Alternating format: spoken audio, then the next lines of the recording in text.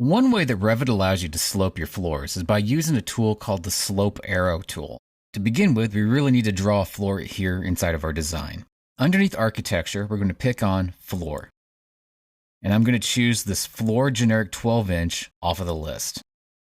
I'm going to pick on the Rectangle tool and just draw in a rectangular floor. The exact size and shape doesn't matter all that much. From here, I'm going to click on the big green check mark, and now we have a floor in place. When we were drawing this, we could have included a slope arrow at that time, but I wanted to show that you can modify your floors after the fact to give them a slope as well. In this case, I'm going to select on the floor and then come up here to Edit Boundary. And this takes us back to that same environment that we were just in before we clicked on the big green check mark. From here, we can see that there's a slope arrow available to us. And if we choose on the slope arrow tool, we can then click one spot where we'd like the slope arrow to be to the other spot we'd like the slope arrow to be. And what this allows us to do is specify what height we want to have at one end of the slope arrow and which height we'd like to have at the other end. Those properties can be found here underneath Properties of that slope arrow.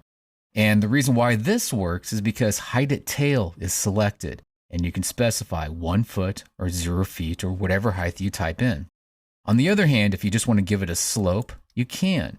You can change the specify to being slope, and then where it has the word slope here, you can then type in a 1/2 inch to a foot or whatever slope you'd like it to be, and then that will generate the appropriate slope for your floor object. In this case, though, I'm going to switch it back, so it's going to be Height at Tail, and then I'm going to click on the big green check mark. Now this floor definitely has a slope, and we'll be able to take a look at that inside of our elevation views. So in the project browser, go to either your east or your west elevations. You'll see how your floor slopes from one point up to the next point.